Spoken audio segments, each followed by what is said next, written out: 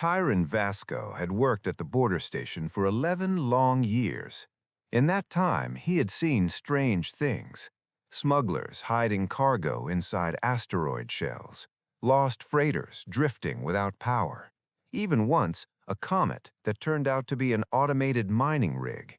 But he had never seen numbers like these. The station, Watcher's Crest, floated at the very edge of Imperial space. It was old and tired. The metal walls carried faint green stains from age. The lights buzzed softly in the ceiling like insects that refused to die. Nothing exciting ever happened there. That was the point. Tylen liked it that way. He was a sensor officer. Sensor officers did not panic. They checked readings. They recalibrated equipment. They wrote reports. That was the job. He was halfway through his third cup of stimulant tea when his console made a sound he had never heard before. It wasn't the normal soft chime that meant a civilian ship had wandered too close. This sound was deeper, longer, heavy. Tylen slowly set down his cup. Something very large had just exited subspace in the neutral corridor. He leaned forward and studied the numbers. Then he blinked. Then he leaned closer. The mass reading was enormous. Not large, not big, enormous. It matched the size of an ancient Dread-class warship. That was impossible. No one built ships like that anymore. The Empire hadn't constructed one in over 1,000 years. There had been no need. There was nothing in the galaxy that required that much power.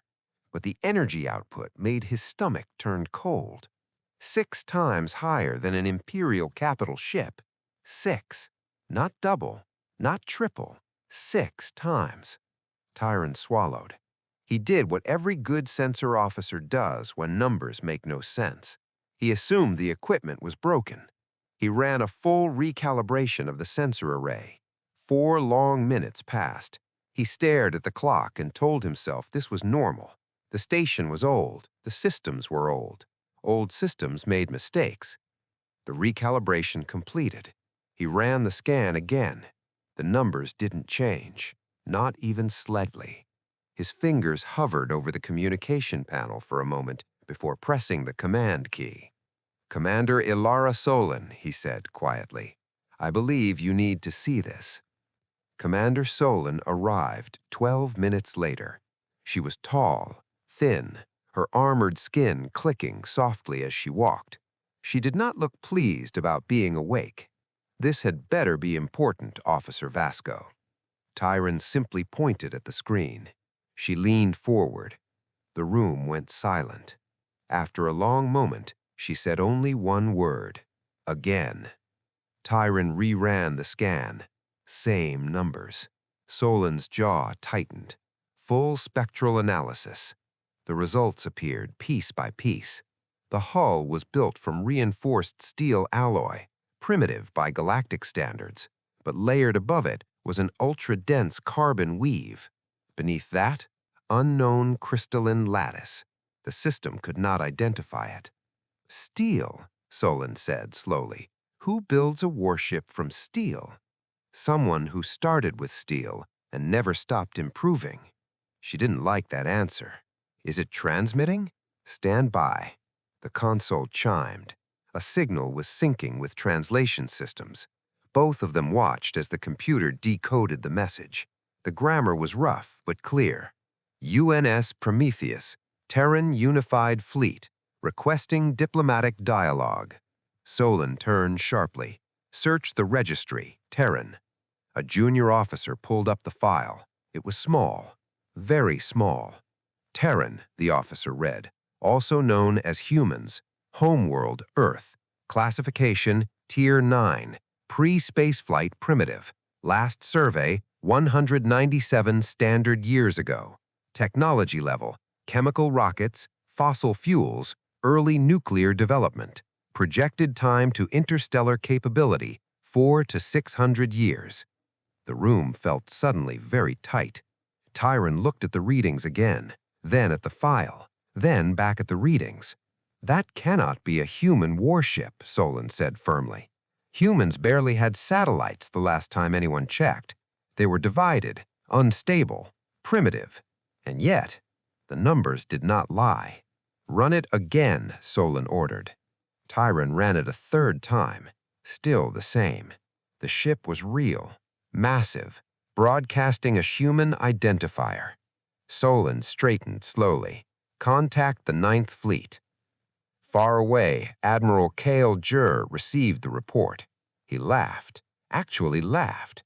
"Commander Solon," his voice replied through the speakers, amused and calm. "You have likely detected an oversized reactor strapped to a primitive hull. Impressive energy output does not equal capability." He paused. "I am dispatching 12 cruisers to escort these humans back to wherever they came from.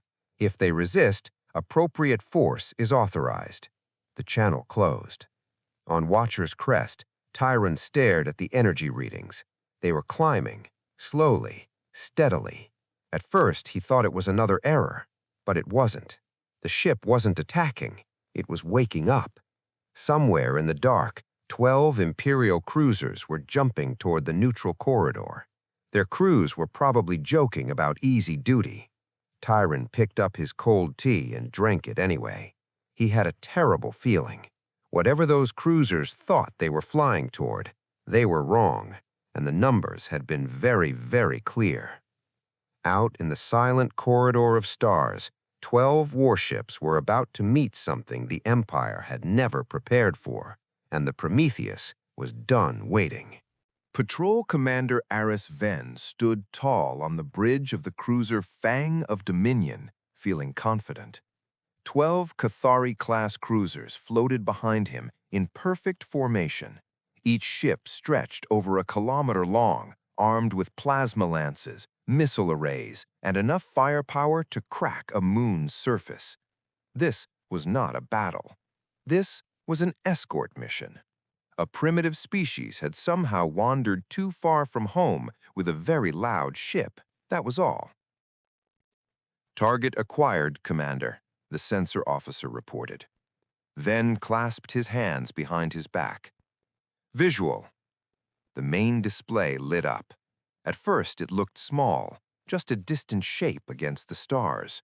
Then the magnification adjusted. The bridge fell silent. The ship ahead of them was enormous, not 1 kilometer, not 2, 4.7 kilometers long. It did not curve gracefully like Imperial ships. It had hard lines, sharp edges, flat armor plating layered like overlapping shields of some ancient beast. It did not look elegant. It looked purposeful.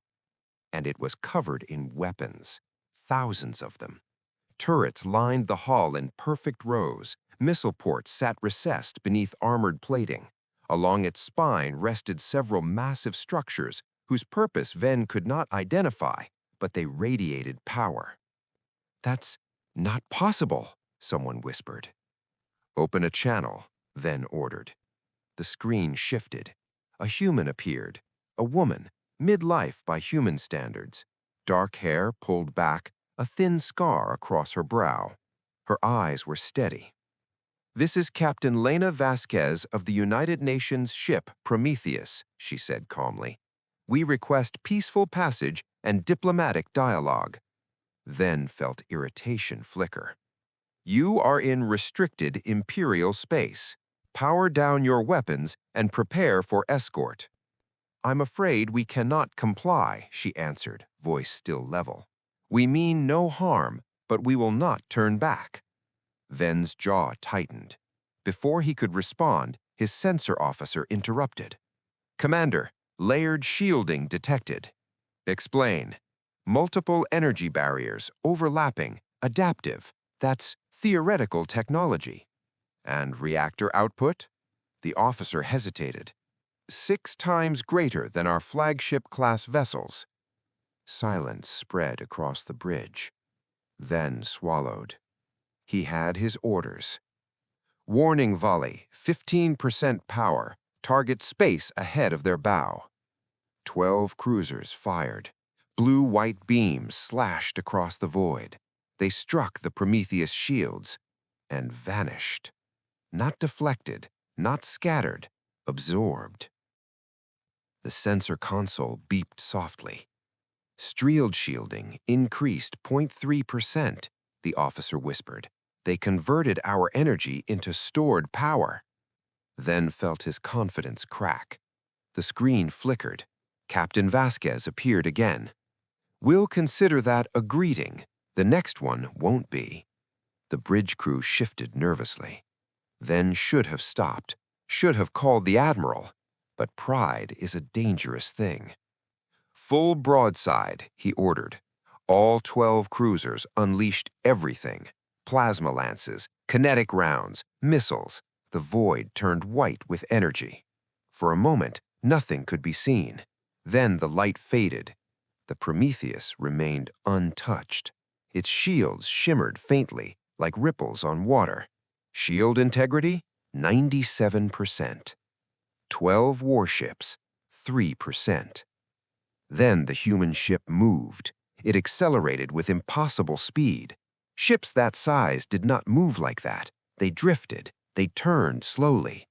The Prometheus sliced through space like a blade.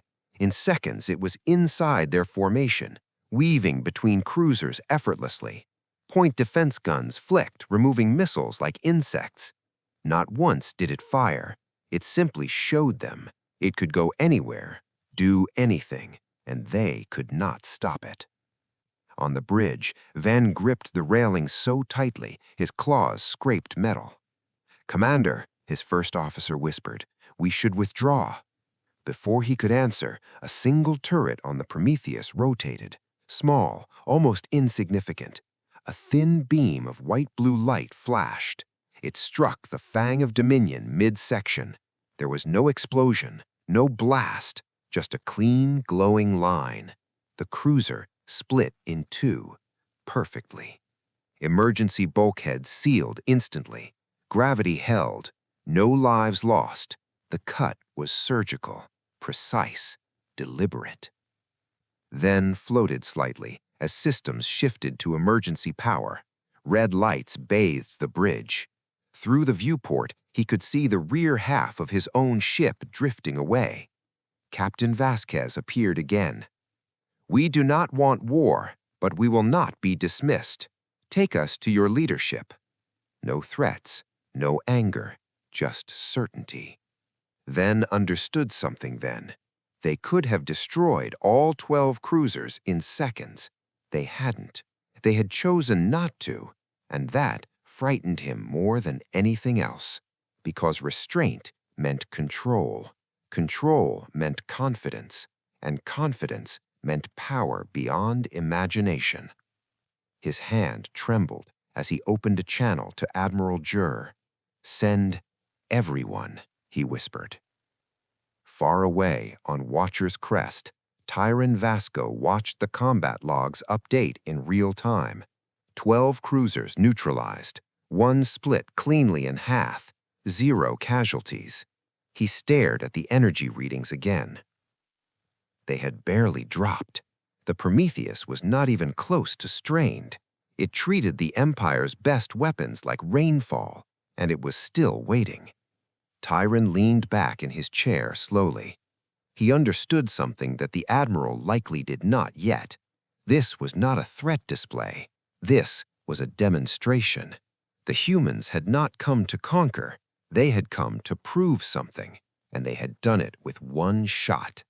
The Empire had just learned 2 terrifying truths. First, humanity was far beyond them. Second, humanity had chosen mercy, for now. As the shattered cruiser drifted in silence, one question echoed across the fleet. If this was mercy, what would human war actually look like? 3 days later, the High Conclave Chamber on Valoran Prime had never felt so heavy. The chamber itself was ancient. It had been carved from living crystal thousands of years ago.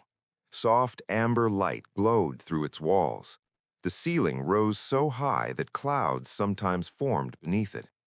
1,000 seats formed a perfect circle. 100 species filled them, and every single one of them had read the report. 12 cruisers. neutralized in 11 seconds. One cut cleanly in half. 0 human casualties. 0 Imperial deaths. One impossible message. We are here. Admiral Cale Jur stood in the military observer's balcony, silent. Below him, Speaker Othran slowly raised one branch-like arm for quiet. "We convene," Othran said in his low, ancient voice, "to address the arrival of the Terran vessel known as Prometheus." A projection filled the center of the chamber.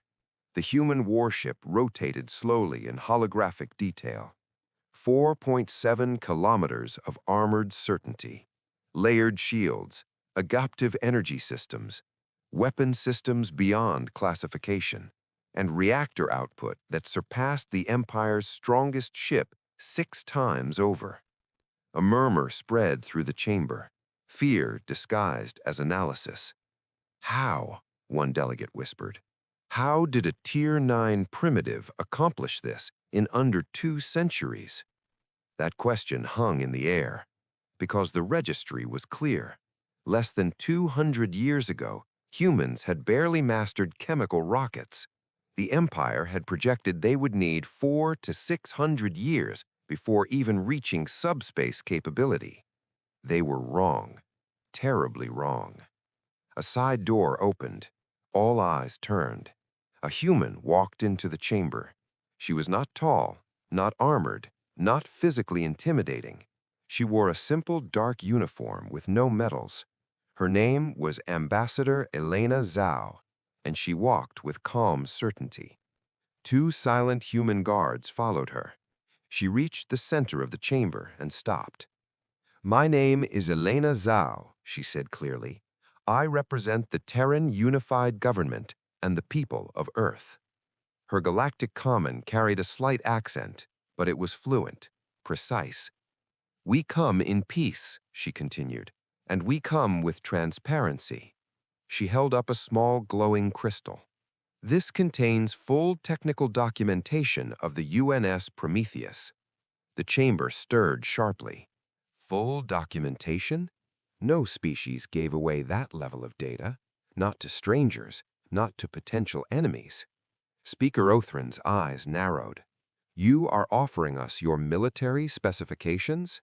"Yes," Zhao answered. "All of it." Silence deepened. Then she said something that changed everything. 197 years ago, your survey ship, Quiet Observer, cataloged our solar system. Several delegates shifted uncomfortably. That mission classified humanity as Tier 9, primitive, pre-spaceflight. That classification was accurate at the time, Zhao admitted, but your ship made a mistake. A faint image appeared in the air, a damaged probe falling into an ocean. One of your scanning probes malfunctioned during departure. It crashed into Earth's ocean. A ripple of unease spread. "We found it." The chamber went completely still. "We did not understand it at first," Zhao continued, "but we understood one thing very quickly." She looked around at the 1,000 alien faces. "We were not alone." Her voice did not shake. "But we also understood something else. You were far ahead of us." She let that sink in. For the first time in human history, every nation on Earth united under a single purpose: survival. The word echoed. "We reverse-engineered your probe, but we did not stop there." Images flashed behind her. Human scientists working in secret. Massive orbital shipyards hidden in deep space. Reactor designs evolving. Shield equations written on whiteboards. You developed plasma containment. We developed contained stellar fusion. You theorized layered shielding was impossible. We made the math work. You built starships. We built dreadnoughts. Her voice softened. We did it, all of it, in silence. No broadcasts, no expansion, no contact. For 2 centuries, we built in the dark. The chamber felt smaller now, more fragile. 300 dreadnoughts, Zhao said quietly. A visible shock rippled outward. 4,000 support vessels. Admiral Jur's hands tightened. He had already verified the data. It was real. One Terran dreadnought could defeat your entire 9th fleet, Zhao said calmly, and there are 300. The chamber erupted. Voices clashed. Impossible. Deception. Threat. Speaker Othran raised his arm again. Silence returned slowly. He leaned forward. If you possess this power, why are we still here? The question cut deeper than any weapon. You could destroy us, Othran continued. Why seek dialogue? Zhao did not hesitate. Because we built it all out of fear. Her honesty landed harder than arrogance ever could. We were terrified, she said. Terrified that you would return and decide our world was useful, but our species was not. Her eyes held steady. So we made sure that could never happen. A long pause followed. But we did not build this to conquer. She stepped closer to the center of the chamber. We built it so we could stand before you as equals. Another silence, different now. Not fear, not shock, reflection. No species should look at the stars and feel alone, Zhao said quietly. We remember what that felt like. Admiral Jur felt something unfamiliar settle in his chest. Regret. Because he had laughed. He had dismissed them. 200 years, that was all it had taken. Humanity had taken fear and turned it into strength. And then they had chosen restraint. That was the part that unsettled him most. Because a species capable of destruction, but choosing peace, was unpredictable. And unpredictable power was dangerous. Zhao lowered her hands. We are not here to threaten you, she said. We are here to propose something new. The chamber leaned forward. The galaxy has never faced a species like us. She gave a small, almost sad smile. And we have never faced one like you. Outside, in the neutral corridor, the Prometheus waited. Weapons powered down, shields humming softly, patient. As the conclave prepared to hear humanity's proposal, one question burned in every mind. What could a species this powerful possibly want? The conclave chamber remained silent, 1,000 eyes fixed on Ambassador Elena Zhao.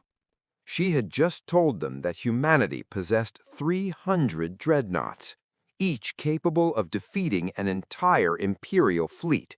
And yet, she stood there without armor, without threats, without demands.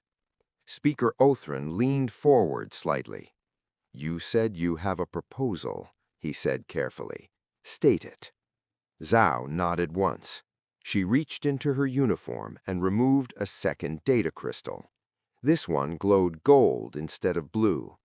This, she said softly, is called the Galactic Compact. The chamber shifted.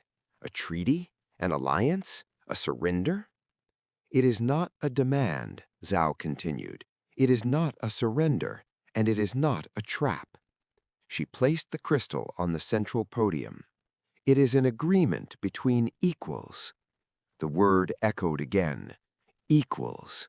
Many species in the chamber had never used that word toward another civilization before.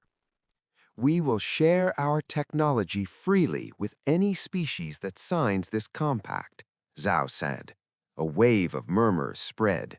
Fusion reactors, shield systems, medical advancements, agricultural systems, subspace refinements, everything. Everything? That was not how power worked. You hoarded power, you guarded it, you protected your advantage. Zhao saw the disbelief. We built these systems out of fear, she said. We do not wish to remain afraid. She took a breath. In addition, the Terran Unified Fleet will defend any signatory species from external threats. An attack on one will be treated as an attack on all. Now the chamber truly stirred. protection, shared technology, open access. This was not diplomacy, this was revolution. And in return? Othrin asked slowly. Zhao's expression became very serious. In return, she said, we ask for one promise. The chamber leaned forward again. Never catalog a developing species as beneath you. The words were simple, but they struck like thunder. No more Tier 9 classifications, Zhao continued. No more observing a world, labeling it primitive, and leaving it alone in the dark. Her voice did not rise, it did not tremble, it remained steady. Every species matters, she said. Every civilization struggling toward the stars matters, because you do not know what they may become. A long pause. You did not know what we would become. The truth of that statement sat heavily in the chamber. Nearly 2 centuries ago, humans had been written into a file and forgotten. Now they stood as the most powerful military force in the galaxy. And if we had never found your probe, she added quietly, we might still be looking at the stars and wondering why no one ever came back. Silence, deep and uncomfortable. Speaker Othrin finally spoke. You are offering to give away your advantage, to strengthen potential rivals. Why? Zhao's answer came without hesitation. Because a wall keeps you safe, but it also keeps you alone. She looked around the chamber. We are tired of being alone. The honesty in her voice shifted something in the room. Admiral Jur felt it. He had spent centuries believing strength came from dominance, from superiority, from control. But this was something else. This was strength without cruelty, strength without arrogance, strength with choice. Zhao stepped back slightly. That is our offer: technology, protection, partnership, in exchange for a galaxy that never again treats a young species as irrelevant. The vote took hours. Arguments filled the chamber. Some delegates feared human growth. Others feared opposing them more. Some felt insulted. Others felt inspired. When the final tally appeared, the result was overwhelming. 83 species voted in favor. 17 voted against. The Galactic Compact was signed that day. Speaker Othrin extended one ancient hand. Ambassador Zhao took it. The chamber erupted, not in fear this time, but in applause. Real applause, relief, hope, something new. Far away in the neutral corridor, the Prometheus received the transmission. Compact signed. Weapons remained powered down. Captain Lena Vasquez allowed herself the smallest breath of release. 200 years of preparation. 2 centuries of building in the dark, and it had not ended in fire. Not this time. But not everyone was satisfied. In a private chamber on Veleron Prime, Counselor Varric Skal stood staring out at the capital skyline. His bronze scales reflected the amber light of sunset. They are not equals, he muttered quietly. They are a threat. He replayed the battle footage again in his mind. 12 cruisers neutralized in seconds, a single ship cut in half with surgical precision, 300 dreadnoughts, and humans advancing at a speed no species had ever matched. 200 years. What would they be in 500, in 1,000? He clenched his hands. They will outgrow us, he whispered, and when they do, he did not finish the thought. Instead, he activated a secure channel. A list of military officers from the outer territories appeared. Hardliners, traditionalists, men and women who feared human progress as much as he did. The conclave has made its choice, Skal said quietly into the channel. But we still have ours. He paused. A fleet must have a home, he added. Strike the home, and the fleet becomes meaningless. The silence on the channel was heavy. Then one voice responded. "We understand." The transmission ended. Scal looked back toward the sky. He told himself he was protecting the Empire. He told himself he was acting before it was too late. But deep down, beneath pride and fear, there was something else: jealousy. Humanity had done in 2 centuries what the Empire had taken 12,000 years to achieve, and they were not slowing down. On Earth, far beyond Imperial space, 10,000 autonomous defense platforms orbited quietly, silent, waiting, unannounced. Humanity had offered its sword openly, but it had not shown its shield, not yet. As a secret fleet began assembling in the outer territories, one dangerous truth remained hidden. Earth was not as undefended as Scow believed, and the next move could ignite a war no one could stop. The secret fleet assembled in silence. 200 ships, drawn from reserve forces along the Empire's outer territories, old enough not to be missed immediately, strong enough to do terrible damage. Counselor Varric Skull stood inside a dim command chamber, watching the holographic display of the Sol system. A single yellow star, 4 inner rocky planets, gas giants beyond. According to the old survey data, Earth was the 3rd planet from the Sun. 1 world, 1 home. Destroy it, and humanity would lose its foundation. "Are the coordinates verified?" Skull asked. "Yes," replied Commander Reth, leader of the strike fleet. "We will translate directly into the outer edge of their system. Fast strike, maximum yield." Skull nodded. "They built their fleet in secret," he said. "They cannot defend their home and project power at the same time." He believed that. He needed to believe that. 200 warships vanished into subspace. They arrived at the edge of the Sol system seconds later, and immediately froze. Earth was not alone. The 3rd planet shimmered faintly with orbital traffic, stations, civilian vessels, commercial platforms. Normal. But surrounding the inner system, 10,000 defense platforms. They were positioned in layered formations, orbiting not just Earth, but the Moon, Mars, the asteroid belt, and even the sunward approach routes. Each platform was roughly the size of an Imperial frigate. Each radiated energy signatures that made the fleet's sensors strain to categorize them. They were not idle. The moment the Imperial fleet dropped from subspace, every single platform rotated. 200 ships, targeted in under 2 seconds. The strike fleet bridge fell silent. Commander Reth swallowed. That wasn't in the survey data.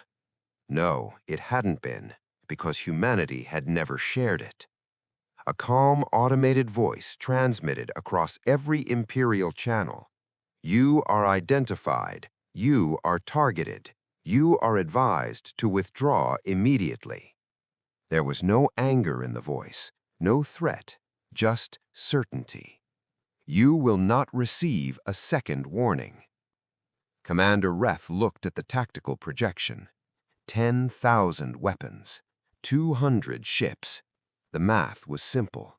Even if each platform fired once, they would not survive long enough to return fire. "This is Commander Reth of the Valori Navy," he transmitted carefully. "We are conducting a navigation correction."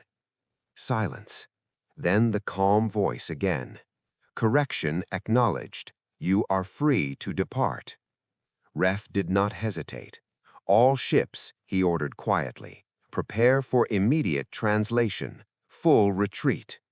200 warships vanished. Not one shot fired, not one brave speech delivered. They fled. Back on Veleron Prime, Skull received the report in stunned silence. 10,000? He whispered. "Yes," Commander Reth replied through the secure line. "Fully autonomous, planet-cracking capability per platform." Skull's throat tightened.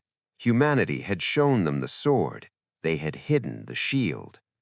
The defense grid around Earth was larger than many Imperial fleets, and it was only one system. "How long?" Skal asked quietly. "How long have they had that?"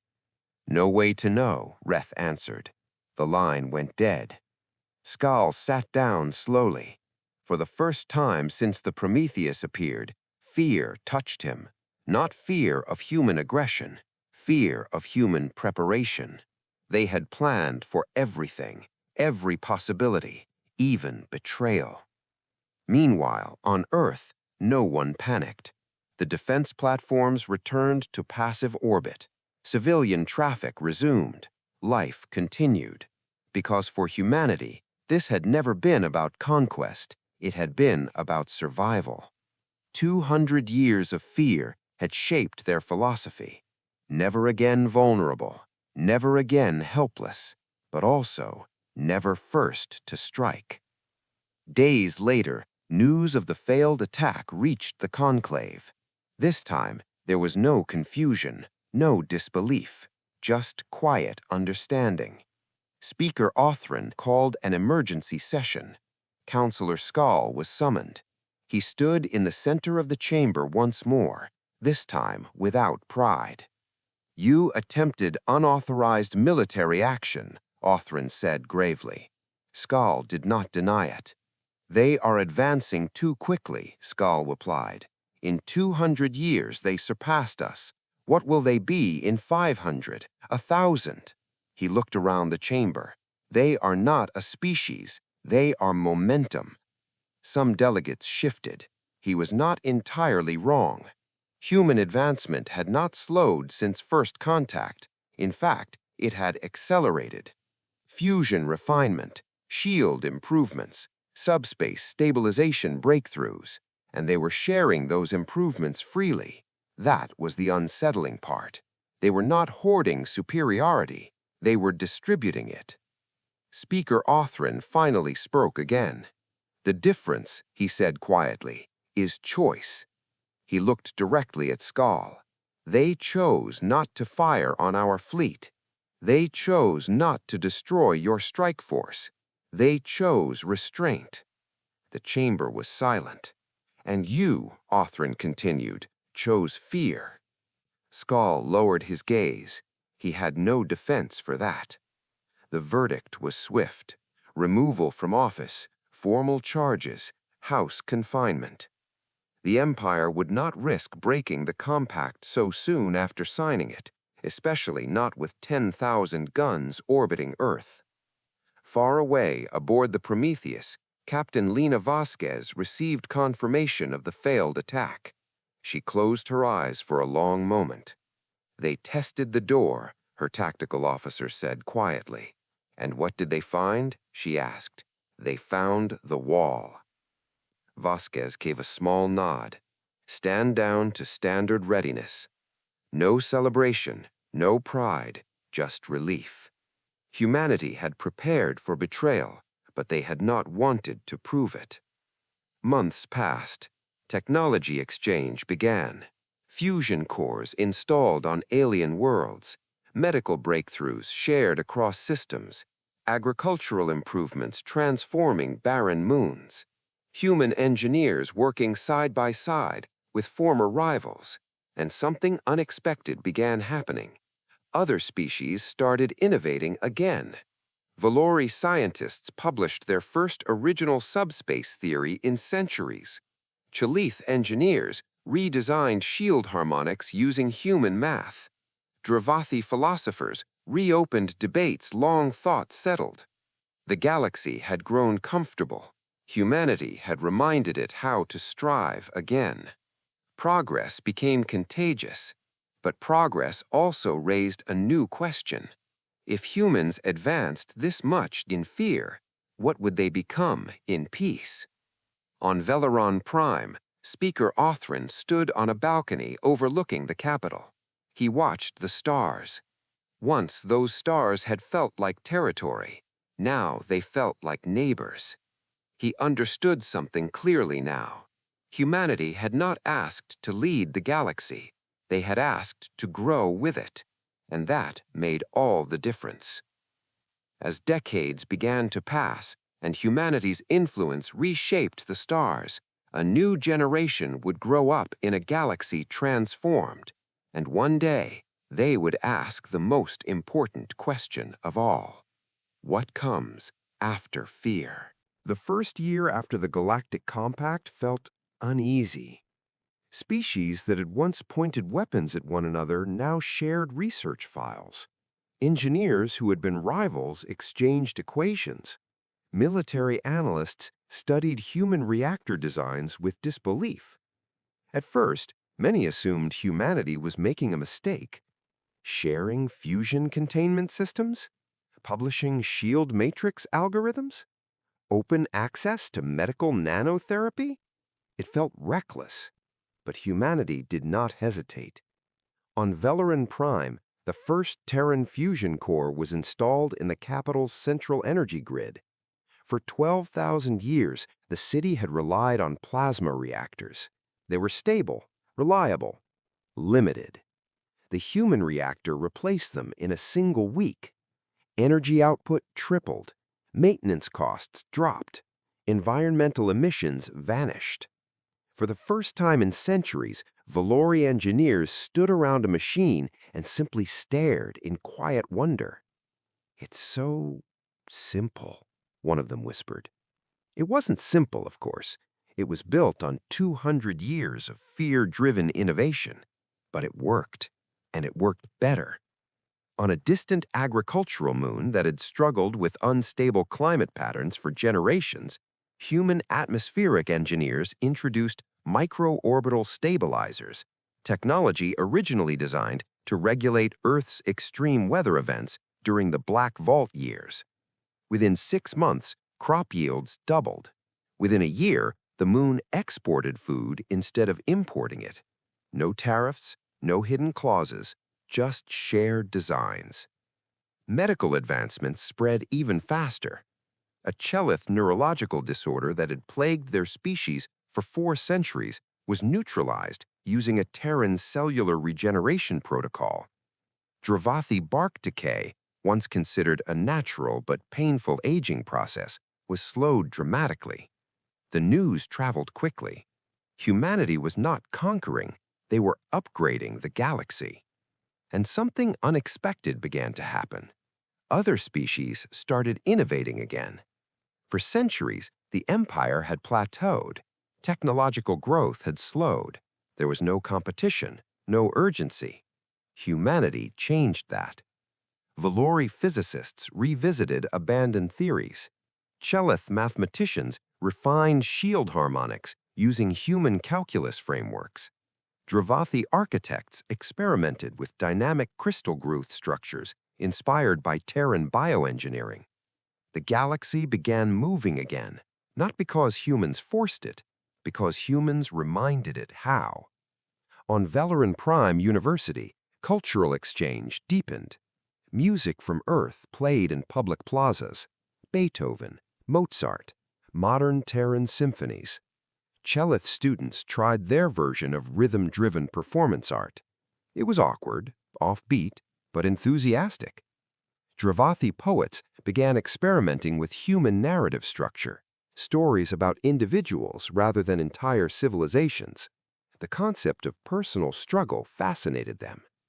Meanwhile, human students studied alien philosophy, Valori political theory, Chelith structural aesthetics, Dravathi temporal ethics.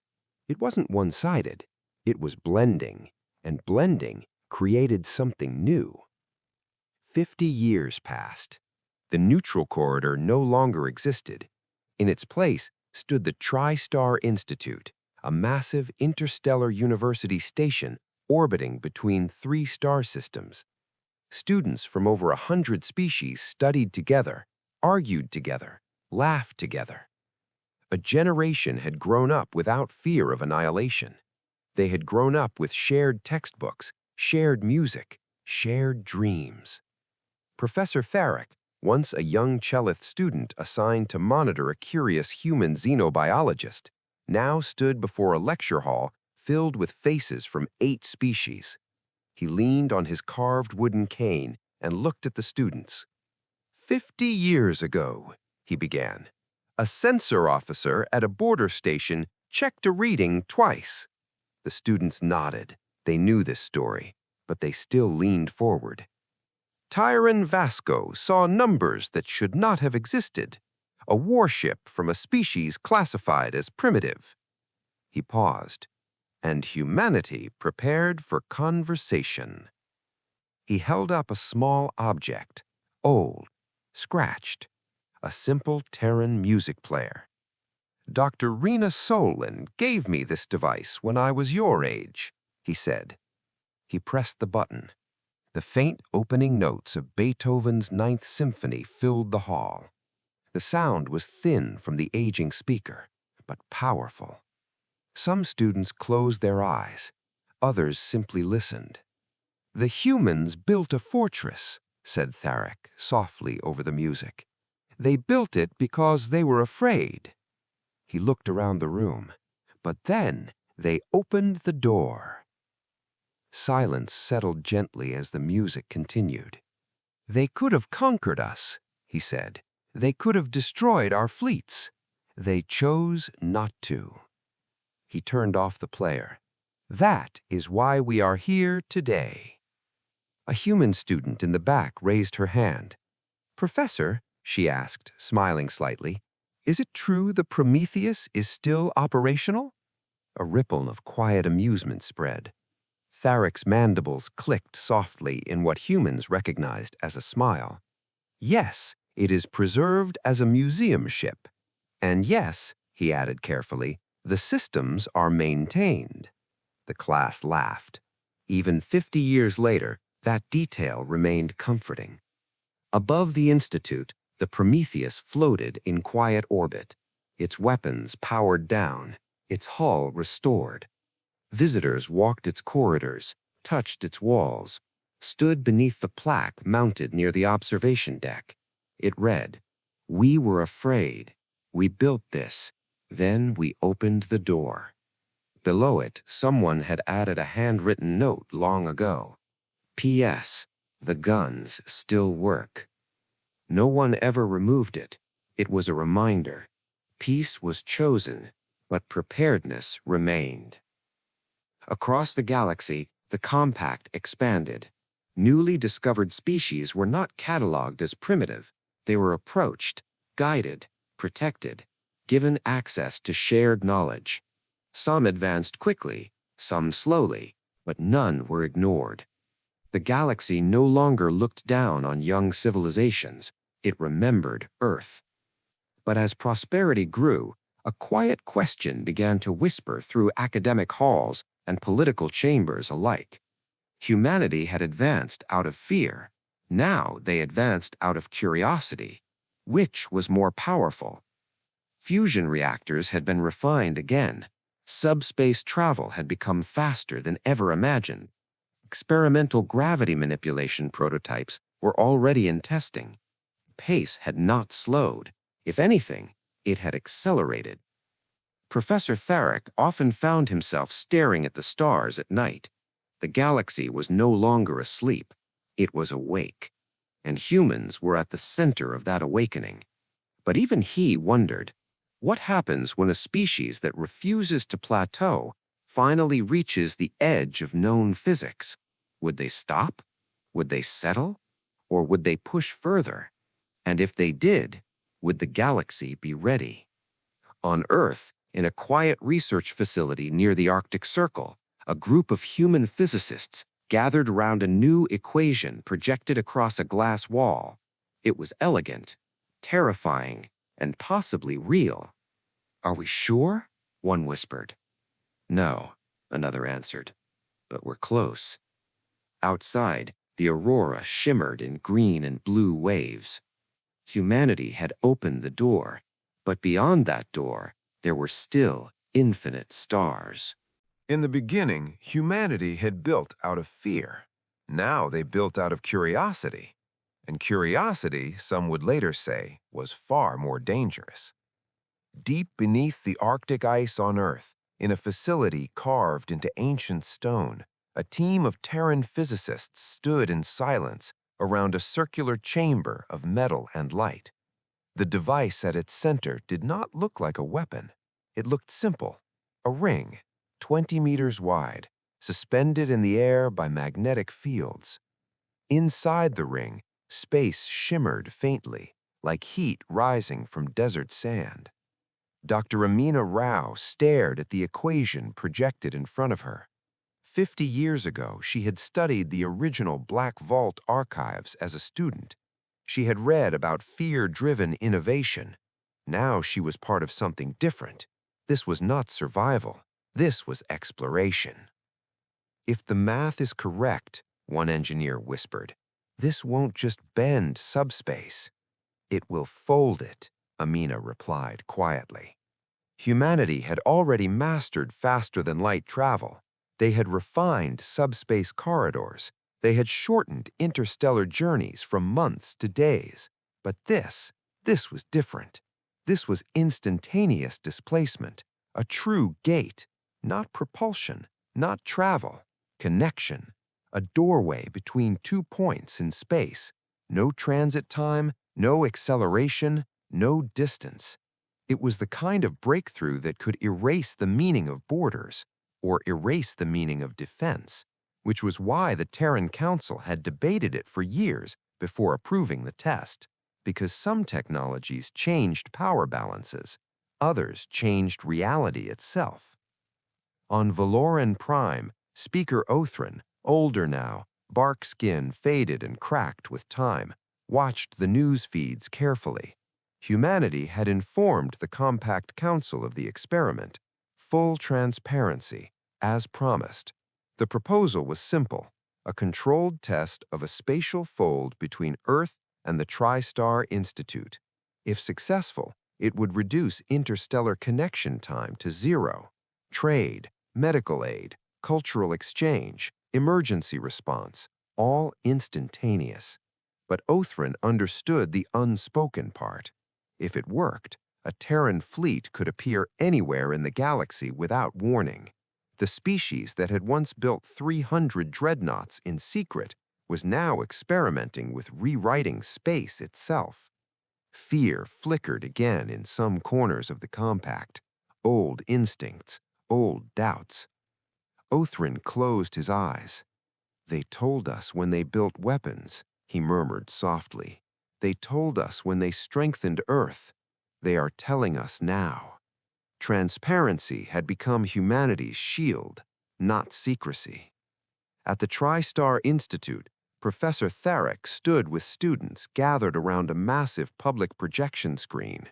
The entire galaxy watched the countdown. Humans, Valori, Chelith, Dravathi, Korath, even species that had once voted against the compact. Amina Rao's voice echoed from Earth. This is Terran Gate Prototype 1, she said calmly. No military application, no fleet mobilization. A single data drone will pass through and return. She paused. Humanity builds with hope now. The countdown began. 5, 4, 3, 2, 1. The ring flared with blinding white light. Space inside it twisted inward, not exploding, not tearing, folding. The shimmer stabilized. A second ring, thousands of light years away at the Institute, ignited in response. Students gasped. 2 circles of light now hung in separate systems, connected. A small Terran drone hovered near the Arctic gate. Sending probe, Amina said. The drone moved forward, touched the light, and vanished. At the Institute, it appeared instantly from the twin ring, perfectly intact, sensors active, signal stable. A beat of stunned silence. Then applause erupted across worlds. It worked. Humanity had just eliminated distance. But then, the signal flickered, just once, small, almost nothing. Amina frowned slightly. Minor phase instability, an engineer reported, correcting. The drone re-entered the Institute gate, returned to Earth. For a fraction of a second, both rings pulsed brighter, energy levels spiked, higher than projected, then stabilized. Amina exhaled slowly. "Test complete," she announced. Across the galaxy, celebration began. The Tri-Star Institute erupted in cheers. Professor Tharek felt something close to awe. The galaxy had feared humanity's weapons once. Now they were witnessing something else entirely. Possibility. No more remote systems, no more isolation, no more young species waiting centuries for contact. The compact had just become physically unified. But in the Arctic lab, one junior physicist stared at a diagnostic screen. "Dr. Rao," he said quietly. She turned. There was a fluctuation. "I saw it," she replied calmly. "No," he insisted, "not energy." He pulled up the scan. For 0.003 seconds, the gate had not connected only to the Institute. There was a second echo, a location signature, unknown, unmapped, not within compact territory, not within known galactic coordinates. The echo vanished instantly, like a whisper swallowed by silence. Amina's stomach tightened. "Run it again," she said softly. They replayed the data. The anomaly was faint, but real. A second fold, a second point of contact, not intended, not charted, not empty. The room grew quiet. "Could it be interference?" someone asked. "Subspace distortion?" Amina didn't answer immediately. Her eyes stayed on the screen. The signature pattern was structured, stable, almost deliberate. Across the galaxy, celebrations continued. But deep in Arctic ice, the mood shifted, because humanity had not just folded space. For a fraction of a heartbeat, something had folded back. At the Tri-Star Institute, Professor Tharek looked up at the twin gates still glowing faintly in orbit. Students cheered. Some cried. Humanity had done it again, another impossible leap. But Tharek felt something strange. He remembered the first time he heard Beethoven, the way it had touched something deeper than understanding. This felt similar. A door had opened, but doors worked both ways. Back in the Arctic facility, Amina finally spoke. "Shut down Gate 1. The ring dimmed. The shimmer faded. Silence returned. "Don't announce anything yet," she said quietly. "We verify first." One engineer nervously nodded. "Verify what?" Amina looked at the frozen wall beyond the glass. "Whether we knocked or whether something answered." Across the stars, the Prometheus still floated peacefully above the Institute, a museum ship, a symbol of restraint, of fear overcome, of doors opened. But humanity had just opened a different kind of door, and this one did not lead to neighbors. It led to somewhere unknown. As scientists analyzed the mysterious echo from beyond mapped space, one chilling possibility began to form. What if humanity's greatest breakthrough had just announced their presence to something far older than the galaxy itself? The celebrations lasted 3 days. Across 100 worlds, fireworks lit alien skies. Students danced in station corridors. Politicians made speeches about unity and progress. Humanity had folded space. Distance was no longer a barrier. The galaxy had become small. But deep beneath the Arctic ice, the mood was very different. Dr. Amina Rao stood alone in the observation chamber, replaying the anomaly again and again. 0.003 seconds. That was all it had taken. A second signature, not random noise, not interference. A pattern, structured, organized, like something had reached back. She enlarged the waveform. It did not match any known subspace resonance. It did not match compact technology. It did not match human technology. It was cleaner, smoother, older, as if it had not struggled against physics. as if it had mastered it long ago. "Run deep background analysis," she ordered quietly. The system processed for several minutes. When the results appeared, no one in the room spoke. The echo did not originate from within the galaxy. It came from beyond the galactic halo, beyond mapped space, beyond even the furthest exploratory drones, somewhere in intergalactic darkness.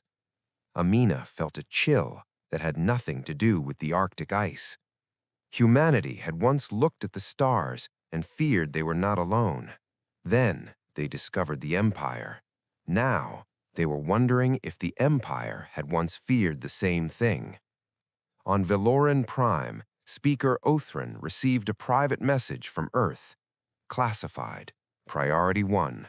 He read it twice. Then he requested an emergency compact council session. The chamber filled quickly. Delegates who had celebrated days earlier now carried tense expressions. Ambassador Zhao stood again at the center. "There was an anomaly during the gate test," she said calmly. A ripple of unease passed through the chamber. "Explain," Othran said. For a fraction of a second, the gate linked to an unintended coordinate. "Where?" Zhao hesitated only slightly. "Beyond our galaxy." Silence. Complete. Absolute. "That is not possible," one delegate whispered. "It shouldn't be," Zhao agreed, "but the data is consistent." A projection appeared. The waveform of the echo shimmered in the air. Valori physicists leaned forward. Chelith mathematicians narrowed their eyes. Dravathi scholars whispered quietly. It was not chaotic. It was not random. It was symmetrical, precise. "You are suggesting," Admiral Jur said slowly from the balcony, "that something responded." Zhao met his gaze. "We are suggesting that something noticed." The difference mattered, and it was terrifying. At the TriStar Institute, Professor Tharek gathered his advanced students in a private lecture hall. They had seen the reports. Rumors were spreading fast. "You once told us humanity built from fear," a Korath student said quietly. "Yes," Tharek replied. "And now?" Tharek thought carefully. "Now, they build from curiosity," he said. "But curiosity is still a kind of reaching." He looked up at the holographic stars above the hall. "When you light a fire in the dark," he added softly, "you should always ask who might see it." On Earth, the Terran Council debated through the night. Some argued for immediate gate expansion. If something had answered, better to understand it quickly. Others urged caution. Humanity had spent 2 centuries preparing to survive the known galaxy. They had not prepared for something outside it. Captain Lena Vasquez, now retired but still influential, addressed the council. "We built the Prometheus because we were afraid of being weak. We built the defense grid because we feared betrayal." She leaned forward. "This is different." No one argued, because this fear did not feel political. It felt ancient, primal. Meanwhile, deep space telescopes were redirected beyond the galactic edge. Enhanced sensors searched for unusual energy signatures, for movement, for anything. Days passed. Nothing. No ships, no signals, no disturbances. Just darkness, cold and silent. Perhaps the echo had been a glitch after all. Perhaps. But Amina did not believe in coincidence. She had studied the waveform too closely. It had rhythm, cadence, like a breath. Then, 7 days after the gate test, a deep space observation array near the galactic rim detected something. Not moving inward, not approaching, just present. A faint gravitational ripple. Massive, stable, far beyond known space. It had not appeared, it had always been there, hidden in the cosmic background, too distant to notice, until someone knocked. The ripple pulsed once, softly, like a heartbeat, and then went still again. On Valoran Prime, the Compact Council reconvened. This time, fear was honest. We do not know what it is, Zhao admitted. We do not know if it is a civilization. We do not know if it is a structure. We do not even know if it is alive. Admiral Jur spoke slowly. Does it know about us? Zhao did not answer immediately. Instead, she displayed the timestamp. The ripple had pulsed exactly 12 hours after the gate test. Not immediately, not randomly. 12 hours. Long enough to measure, to respond. The chamber felt smaller. Humanity had once been the young species in the dark. Now they were the ones lighting fires, and something ancient might have just looked up. Back on Earth, Amina stood before the darkened gate ring. It remained powered down, cold, silent. "We don't activate it again," one council member insisted through the comm. "Not until we understand more." Amina touched the metal frame lightly. For 200 years, humanity had prepared for enemies they could imagine, but imagination had limits. "What if it's not hostile?" another voice suggested. "What if it's just there?" Amina stared into the empty ring. "That's what the Empire thought about us," she said quietly. Silence followed, because they all remembered, a young species catalogued and dismissed, until it wasn't. The Prometheus still floated peacefully above the Institute, students still visited, music still played, the galaxy still thrived. But beneath the prosperity, a new awareness spread. They were not at the edge of the universe, they were at the edge of understanding. Humanity had once feared being alone. Now, they were fearing being seen. Far beyond the galactic halo, in the deep black between galaxies, something immense shifted slightly. Not toward, not away, just awake. The gravitational ripple pulsed once more, very faint, very slow, and if it could think, if it could perceive, it might have wondered the same thing humanity once had. Who knocked? As the ripple pulsed once more in the darkness beyond the galaxy, one unsettling realization settled across the compact. Humanity might not be the fastest-growing force in the universe. They might simply be the newest.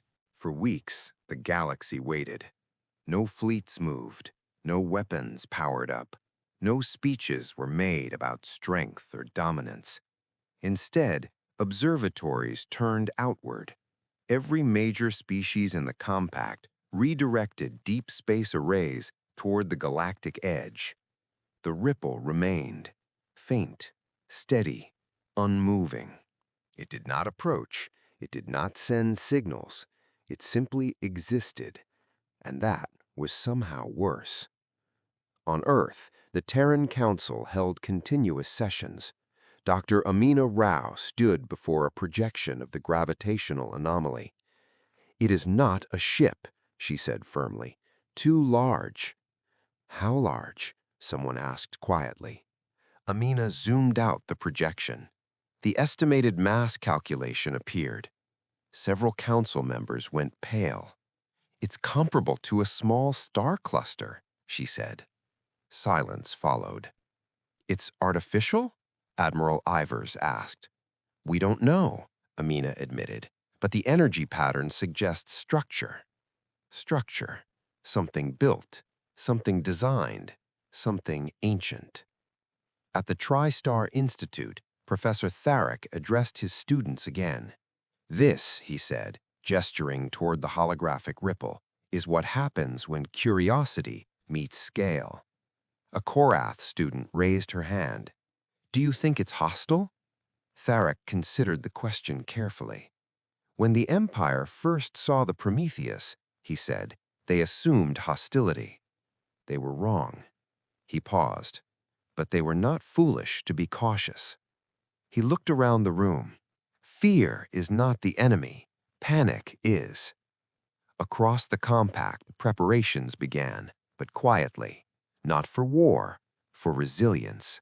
Emergency protocols were updated, evacuation routes reviewed, shared defense grids synchronized across species. Humanity offered to extend Earth's orbital defense network design to other core worlds. No one refused. If something that large decided to move, fleets would not matter. Unity would. Then, 32 days after the gate test, something changed. The ripple pulsed again, stronger this time, still distant, still far beyond the halo, but measurable without deep amplification. It was as if something had shifted its weight, not toward them, not yet, just aware. Amina watched the live data feed. "It's not random," she said softly. The pulse interval had changed, 12 hours before, now 32 days. A pattern, not regular, but intentional, as if responding proportionally, as if learning. On Valeron Prime, Speaker Othran, frail now but sharp, spoke privately with Ambassador Zhao. "Do you regret it?" he asked gently. "The gate?" Zhao thought for a moment. "No," she said honestly. "We would have built it eventually." Othran nodded slowly. "Yes," he agreed.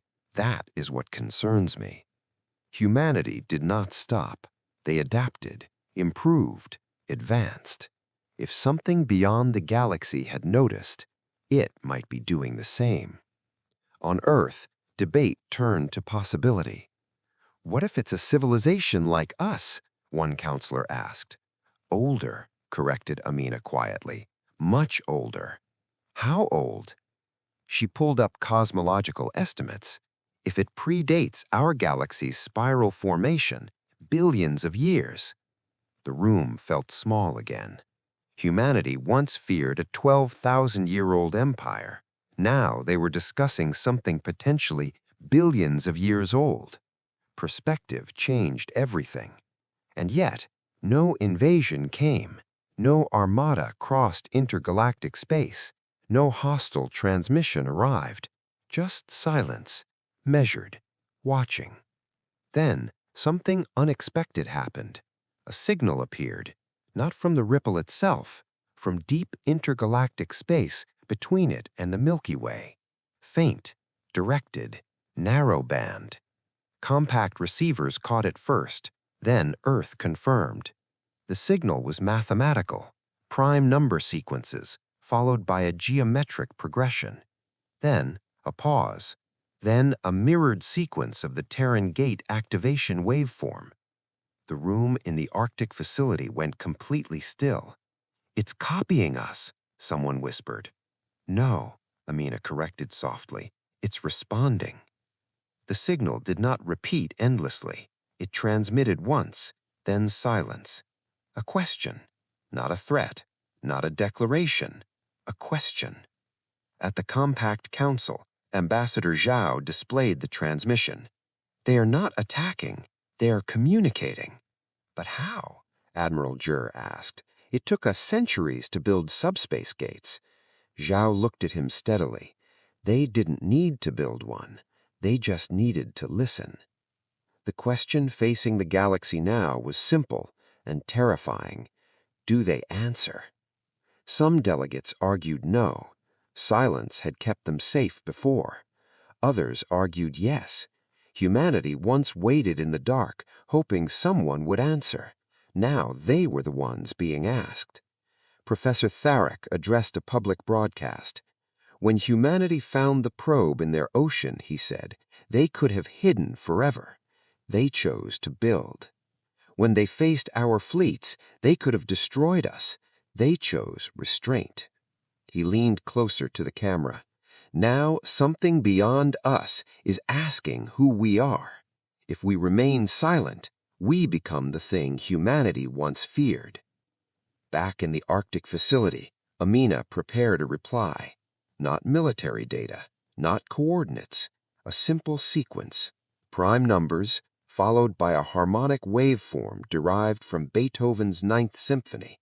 Not the whole piece, just the rising theme. Mathematics and emotion, humanity's signature.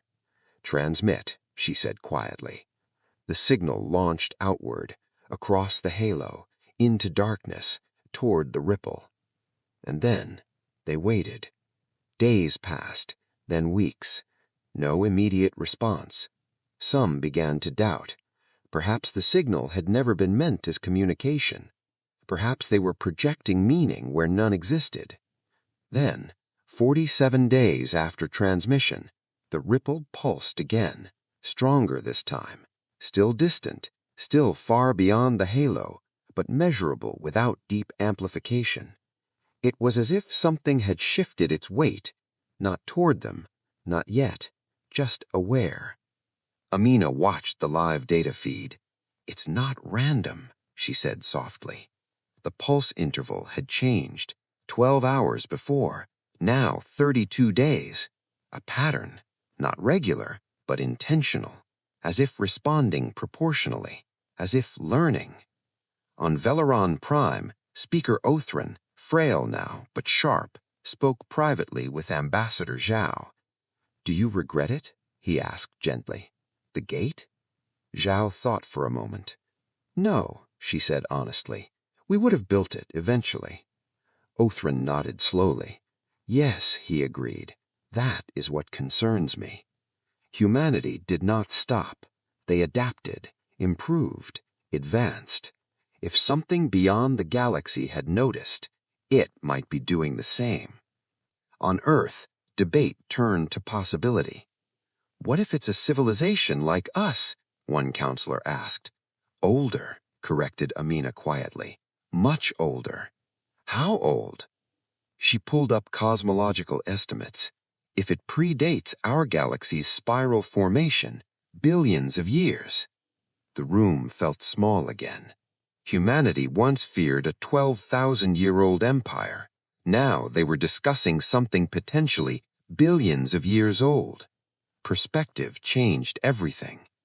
And yet, no invasion came, no armada crossed intergalactic space, no hostile transmission arrived, just silence, measured, watching. Then, something unexpected happened. A signal appeared, not from the ripple itself, from deep intergalactic space between it and the Milky Way. Faint, directed, narrowband. Compact receivers caught it first, then Earth confirmed. The signal was mathematical, prime number sequences, followed by a geometric progression. Then a pause. Then a mirrored sequence of the Terran gate activation waveform. The room in the Arctic facility went completely still. "It's copying us," someone whispered. "No," Amina corrected softly. "It's responding." The signal did not repeat endlessly. It transmitted once, then silence. A question, not a threat, not a declaration, a question. At the Compact Council, Ambassador Zhao displayed the transmission. "They are not attacking, they are communicating." "But how?" Admiral Jur asked. "It took us centuries to build subspace gates." Zhao looked at him steadily. They didn't need to build one. They just needed to listen. The question facing the galaxy now was simple and terrifying. The third signal changed everything. It did not come as a pulse, it came as a stream, longer, layered, intentional. Across the compact, receivers locked onto it. Data centers lit up, translators strained. It began, as before, with prime numbers, then geometric sequences, then star maps. Not invasion routes, not military formations, maps of galaxies. Hundreds of them, some young, some old, some collapsed into strange shapes humanity had only theorized about. Then came something else, a pattern of pulses arranged in ratios. Not quite music, not quite math, something in between. Dr. Amina Rao stared at the waveform. "It's building structure," she whispered. "Not copying now, creating." The harmonic pattern gradually shifted toward the Beethoven fragment humanity had transmitted. Not exact, but evolving. It was not parroting. It was participating. On Veleron Prime, Speaker Othran watched the data in silence. "For 12,000 years," he said slowly, We believed we were the oldest voice in this part of the galaxy. He looked at Ambassador Zhao. It appears we were wrong. Zhao nodded gently, but we are not alone in being curious. The debate that followed was not about war. It was about identity. If something older than galaxies was listening, what did humanity represent? What did the compact represent? For the first time, species that had once measured power in fleets now measured it in meaning. We cannot respond as separate civilizations, Professor Tharek said during a council broadcast. If we answer together. And so they did. The reply was crafted over months, not by humans alone. Valori mathematicians refined the structure. Chelith engineers stabilized the transmission harmonics. Dravathi philosophers debated symbolic meaning. Korath linguists analyzed pattern theory. Humans composed the core. The final message contained mathematics, universal and undeniable. Star maps, not defensive, but shared. Biological markers, proof of diversity. And music. Not just Beethoven this time. Chelith rhythm patterns, Dravathi harmonic drones, Valori tonal layering, Korath pulse songs, human orchestration weaving them together. It was not perfect, but it was honest.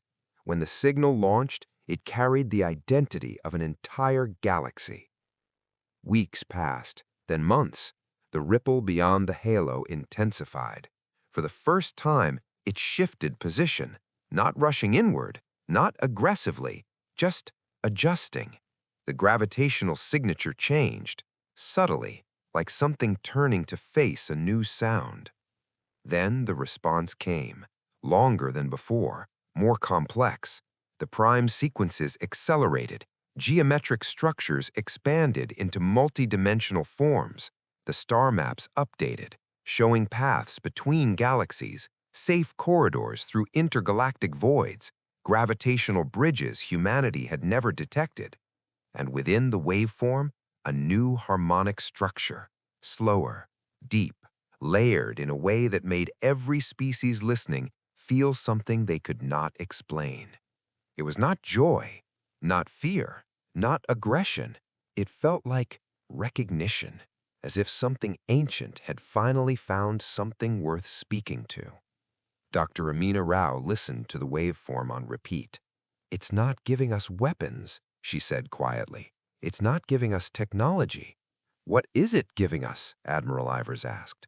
She smiled faintly. "Perspective." The maps showed distances humanity had barely begun to imagine. The gravitational corridors hinted at routes between galaxies that would take millennia to traverse with current drives. But they existed. The presence beyond the halo was not threatening. It was pointing, inviting, not to approach, but to understand scale. In a public address across the compact, Ambassador Zhao spoke softly. For 200 years, humanity built in fear. For 50 years, we built in hope. She looked toward the projection of the intergalactic map. Now we build in awareness. The galaxy was not alone, but it was also not small. It was one voice among many. At the TriStar Institute, Professor Tharek addressed his class one final time before retirement. When the Prometheus arrived, we feared destruction. When humanity offered the compact, we feared dominance. When the gate opened, we awakened something ancient. He paused, and perhaps we did. The students leaned forward, but not everything ancient is hostile. He activated the harmonic waveform. The deep, layered tones filled the hall.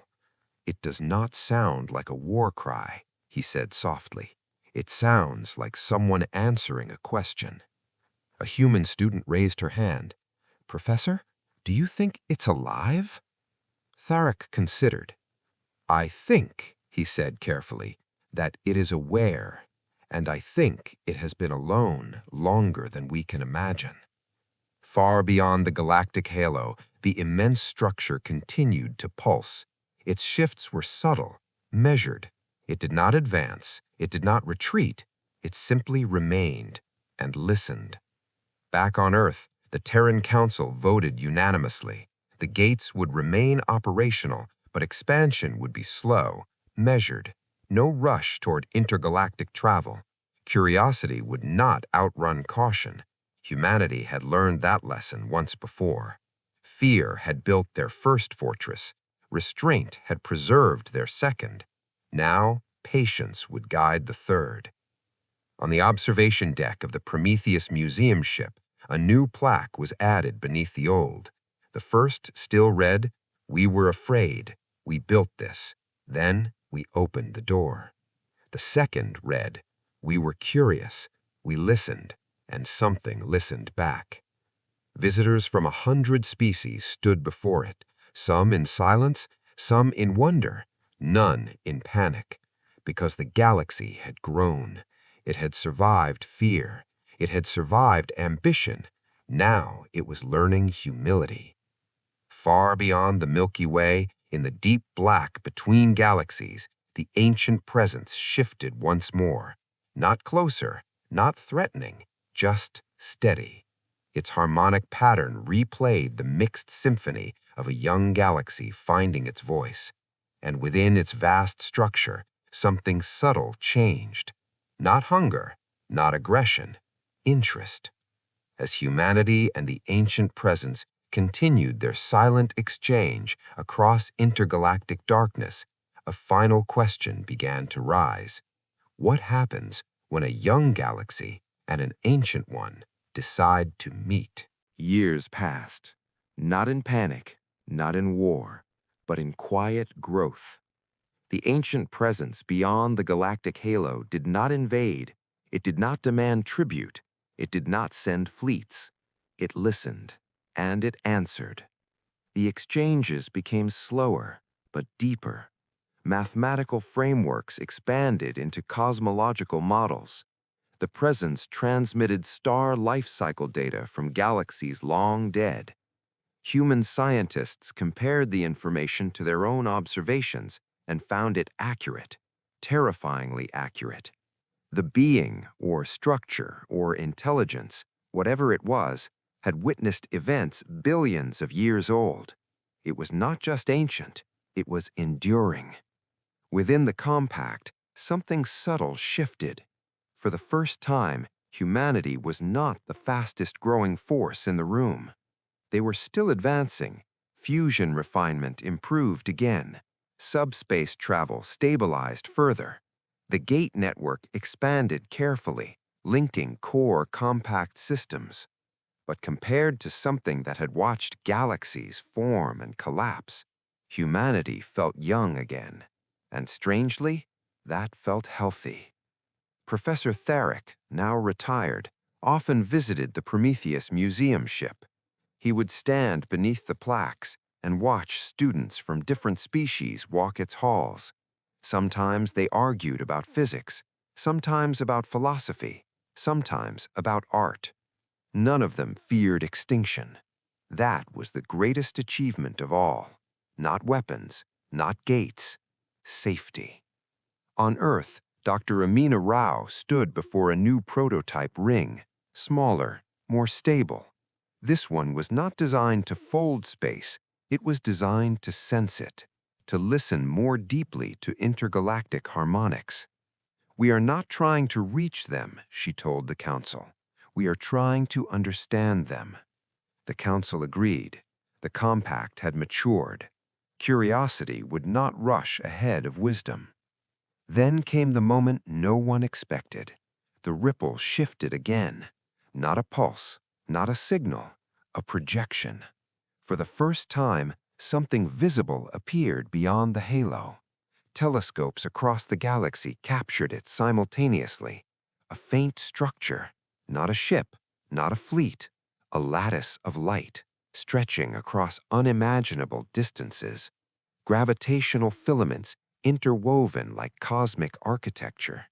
It did not move toward the Milky Way. It simply revealed itself, as if pulling back a curtain. The message embedded in its harmonic transmission was simple: coordinates, a single point along a gravitational corridor between galaxies. Not an invasion route, not a trap, a meeting point. Far enough from both galaxies to be neutral, close enough to reach, eventually. The Compact Council convened immediately. "Is it safe?" Admiral Ivers asked. Zhao answered honestly, "We do not know." Silence filled the chamber. Speaker Othrin, now very old, his voice thin but steady, spoke softly. 200 years ago, humanity feared being alone. 50 years ago, we feared their power. Now we fear the unknown. He looked around the chamber. Fear has always been part of us. So has courage. The debate lasted weeks. Some argued the risk was too great. Others argued that turning away would mean choosing ignorance. In the end, the decision was unanimous. They would not send a fleet. They would not send weapons. They would send a single vessel, the Prometheus, refitted, modernized, not as a dreadnought, as an envoy. The ship that once arrived as a symbol of power would now travel as a symbol of choice. Captain Aria Vasquez, granddaughter of Lena Vasquez, stood on the bridge during launch. The Prometheus was no longer the most powerful ship in the galaxy. It didn't need to be. Its mission was not defense. It was dialogue.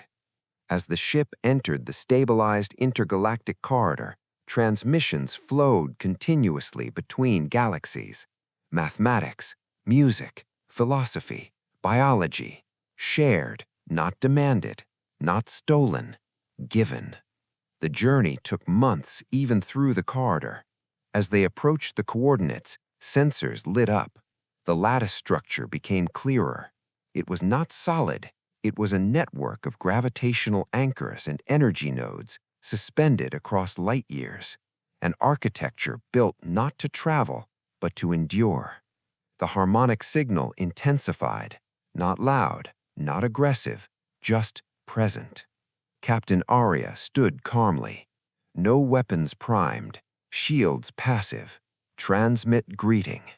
The mixed symphony of the compact flowed outward. Moments passed, then the lattice responded. Light shifted, energy condensed at a central node, and something formed.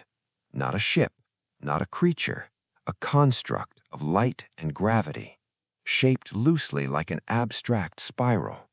The bridge fell silent. It was not humanoid, not mechanical. It was something else entirely. Ancient, massive, and aware.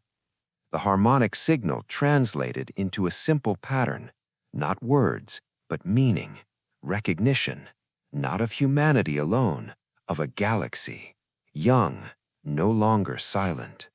The construct did not approach closer. It did not scan aggressively. It simply existed in proximity. A meeting, not domination, not submission, just presence.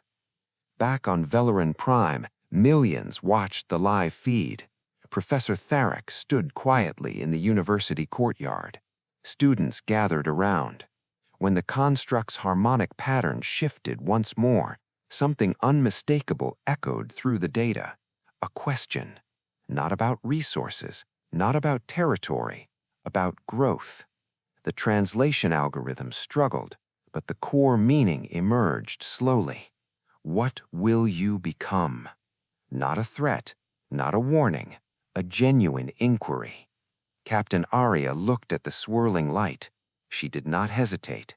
She transmitted a single harmonic sequence, not military data, not projections, a child's laughter recorded from Earth, followed by layered compact music, followed by the prime sequence that had begun everything.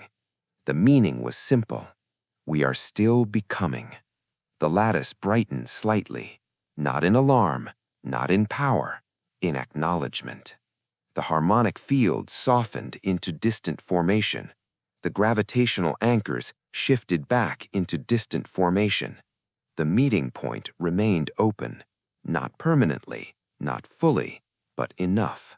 An invitation, not for conquest, for continued exchange.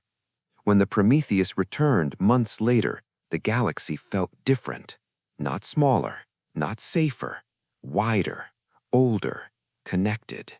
Humanity was no longer the youngest voice shouting into the void. They were part of a conversation far larger than themselves. And the most important part?